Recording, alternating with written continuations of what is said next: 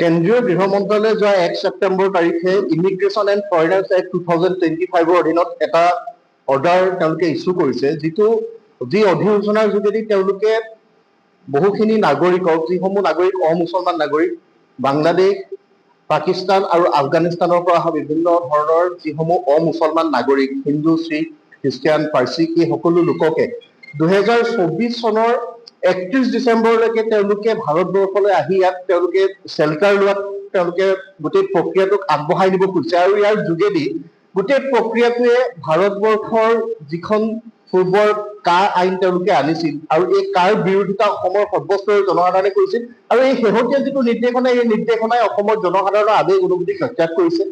আৰু অসমীয়া মানুহে যিধৰণে বিচাৰিছিল আৰু অসমীয়া মানুহে বিচৰা গোটেই প্ৰক্ৰিয়াটোৰ পৰা তেওঁলোক আঁতৰি যোৱা গোটেই ঘটনাটোৰ যোগেদি উপক্ৰম ঘটিছে, আৰু এই গোটেই প্ৰক্ৰিয়াটো আমি বিৰোধিতা কৰিছো। আৰু এই এনেকুৱা ধৰণৰ সিদ্ধান্ত বাতিল কৰিবৰ কাৰণে আমি কেন্দ্ৰীয় গৃহ বিভাগক আমি দাবী উত্থাপন কৰিছো।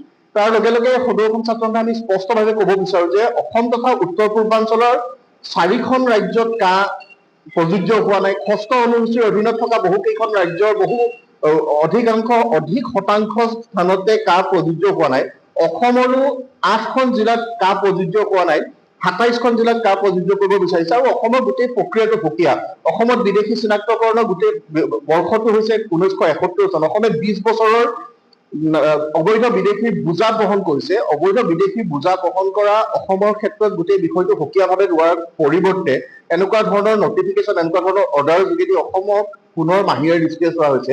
আৰু এই অৰ্ডাৰটো যদি কাৰ্যকৰী হয় অসমৰ জনগাঁথনিত ব্যাপক প্ৰভাৱ পৰিব আৰু অসমৰ ভাষা, কৃষ্টি, সংস্কৃতি, সভ্যতাৰ প্ৰতি ভাবুকি আহিব।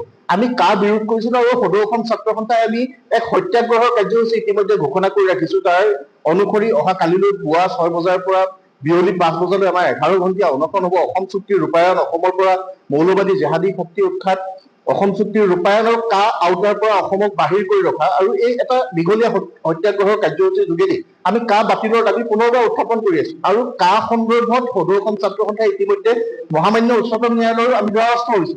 আইনী সংগ্ৰাম আমাৰ চলি আছে, আইনী যুঁজ চলি আছে, ৰাজপথৰ সংগ্ৰাম চলি আছে। কিন্তু তাৰ মাজতে এনেকুৱা ধৰণৰ যিবিলাক নটিফিকেশ্যন কেন্দ্ৰীয় গৃহ মন্ত্ৰালয়ৰ পৰা ইতিমধ্যে ওলাইছে, যোৱা 1 ছেপ্টেম্বৰ তাৰিখৰ এই নটিফিকেশ্যনটোৱে সমগ্ৰ অসমবাসী ৰাইজৰ আবেগ অনুভূতিক পুনৰবাৰ অশ্ৰদ্ধা কৰিছে। আৰু তেওঁলোকে কেৱল মাত্ৰ বিদেশী চৰণীয়া পথাৰ হিচাপে কোনোবা লোক কৰবাৰ পৰা বিভিন্ন ধৰ্মীয় কাৰণতে হওক, আন কাৰণতে হওক ইয়াত আশ্ৰয় লবলৈ আহিব, আৰু অসমে তেওঁলোকক আমাৰ ভূমিত থাকিবৰ কাৰণে অসমীয়া মানুহখিনিয়ে আমাৰ নিজৰ সভ্যতা সংস্কৃতিক হেৰুৱাব, এই কথা কেতিয়াও গ্ৰহণযোগ্য হ'ব নোৱাৰে। এই সিদ্ধান্ত বাতিল হ'ব লাগিব, আৰু এই সিদ্ধান্ত বাতিল নোহোৱা পৰ্যন্ত চৰকাৰৰ বিৰুদ্ধে কঠোৰ আৰু জংগী আন্দোলনৰ কাৰ্যসূচী গ্ৰহণ কৰিবৰ কাৰণে আমি ছাত্ৰ সন্থা বদ্ধপৰিকৰ হৈ থাকিম। অসমৰ জনসাধাৰণে প্ৰতিবাদ কৰিছিল। 5 গৰাকীকৈ যুৱকে কা আইনৰ বাবে 5 গৰাকীকৈ ব্যক্তিয়ে অসমৰ প্ৰাণ আহুতি দিব লগা হৈছিল, শ্বহীদ বৰণ কৰিছিল। সেইসকল লোকৰ ত্যাগৰটো মূল্য আছে। এই মূল্যটো বুজি পাবৰ কাৰণে চৰকাৰক গণতান্ত্ৰিক আন্দোলনৰ ভাষা বুজি পাবৰ কাৰণে আমি আহ্বান জনাইছো। চৰকাৰে যদি ফেচিষ্ট মনোভাৱেৰে সৈতে এনেকুৱা ধৰণৰ সিদ্ধান্তবিলাক কাৰ্যকৰী কৰাৰ ক্ষেত্ৰত তেওঁলোকৰ যিটো আকুলগোজ স্থিতি, সেই স্থিতিটোত তেওঁলোকে সকলো সময়তে থাকিব খোজে, সেই স্থিতিৰ বিৰুদ্ধে অধিক শক্তিশালী ৰূপত প্ৰত্যুত্তৰ দিবৰ কাৰণে সদৌ অসম ছাত্ৰ সন্থাই অসমৰ জনসাধাৰণক সংগঠিত কৰি আগবাঢ়ি যাব। আৰু এই শেহতীয়া যিটো নটিফিকেশ্যন, এই নটিফিকেশ্যনে পুনৰ পূৰ্বতে কাৰ অধীনত 2014 চনৰ 31 ডিচেম্বৰ আৰু এতিয়া 2024 চনৰ 31 ডিচেম্বৰ, তাৰমানে তেওঁলোকে কৰিব খুজিছে কি এই গোটেই প্ৰক্ৰিয়াটোৰ যোগেদি অসমক তেওঁলোকে নিষেধ কৰাৰ ষড়যন্ত্ৰত লিপ্ত হৈছে। অসম আৰু অসমীয়াৰ অস্তিত্ব বিপন্ন হ'ব। অসম আৰু অসমীয়াৰ অস্তিত্ব বিপন্ন হ'বলৈ সদৌ অসম ছাত্ৰ সন্থাই নিদিয়ে।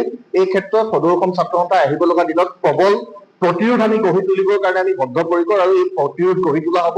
চৰকাৰে এই সিদ্ধান্ত বাতিল কৰিব লাগিব। কেন্দ্ৰীয় গৃহ মন্ত্ৰালয়ৰ এই সিদ্ধান্ত গ্ৰহণযোগ্য নহয়। অসমে কা মনা নাছিল, অসমে এই সিদ্ধান্তও নামানে। অসমে সকলোবিলাক বিষয়ত আমি প্ৰতিহত কৰিব পৰাকৈ অসমীয়া মানুহখিনি ঐক্যবদ্ধ হৈ আছো, আৰু আহিব লগা সময়ত আমাৰ কঠোৰ প্ৰত্যুত্তৰৰ প্ৰবল প্ৰতিৰোধৰ সন্মুখীন হ'বৰ কাৰণে চৰকাৰ সাজু হৈ থাকিব লাগিব।